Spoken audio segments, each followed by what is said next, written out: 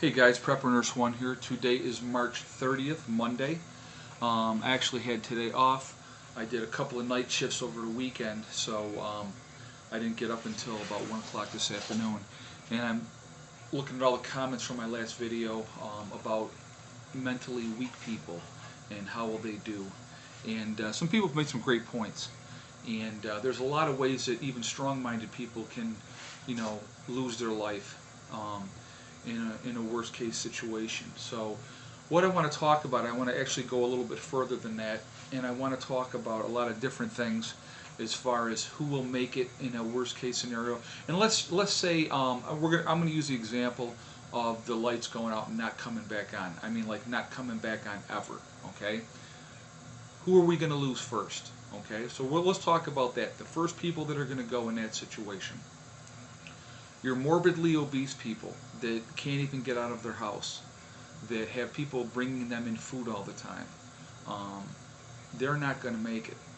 Okay, your people on ventilators, your compromised people.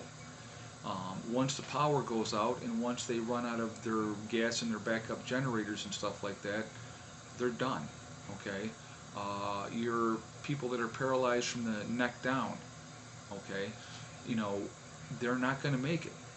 People that are dependent on meds to survive, and if they're not able to get those meds, and an example would be insulin. One of the comments in the last video was that I think he said his wife was on insulin. So that's a compromised person, and once you run out of hemoglobin or whatever insulin that they're on, what do you do then? So that's a slow death that you have to watch that person go through. There's a lot of people that have, kids that are compromised, like you have your hemophiliacs. You have a lot of different situations where, because of modern medicine, we can keep these people alive.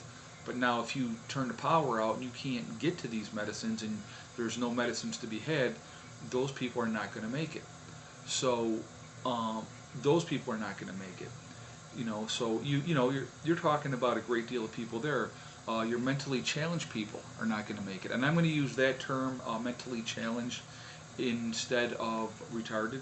So I don't want to offend anybody, because now my son has autism, and they try to lump everybody in the special needs category, and I don't like that, because there's a big difference between being mentally challenged and being autistic. They're not even in the same boat. So I hate that they lump it all into one category. So I'm going to use the term mentally challenged instead of retarded, so I don't want to offend anybody out there. But your people with your Down syndromes that are in facilities, well, when there's nobody in those facilities to take care of those people, they're not going to make it. Okay, your elderly that are compromised, that have to be on tube feeds, or need to be turned and changed and everything else because they're in such frail shape. If there's nobody there to take care of them because people are at home taking care of their own families, those people are not going to make it. I mean, that's a sad reality, but it's the truth. And now you have to come to a point of talking about hard decisions, making hard decisions.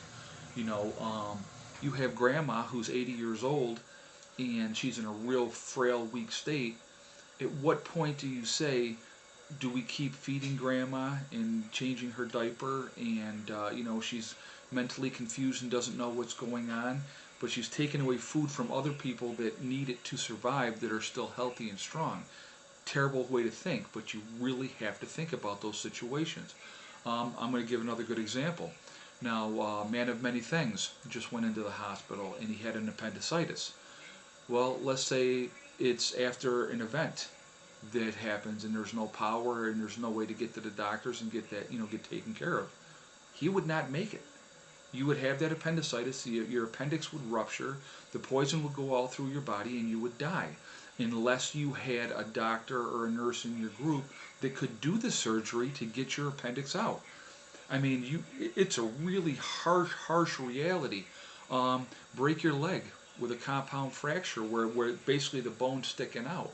You might get septic and die, blood poisoning. I mean, there's just so many things that could happen.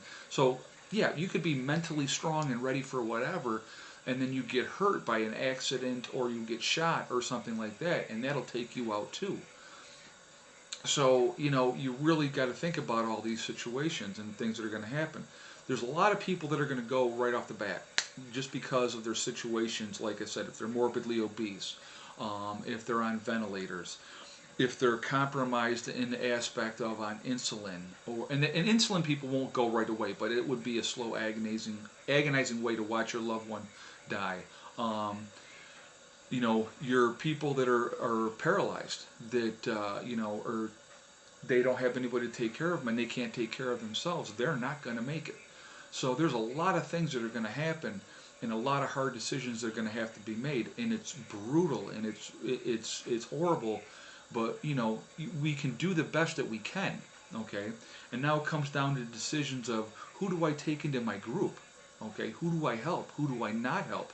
You really have to think about those situations. What are you bringing to the table to help my group? Or are you just going to be a parasite and eat my food and sit around and do nothing? Because that's not going to happen, You really have to think about those things, and, when you're deciding who you're going to help and who you're not going to help. I mean, it's a terrible reality. It's a terrible, terrible reality. And nobody wants to think about leaving somebody out to die, or doing something like that.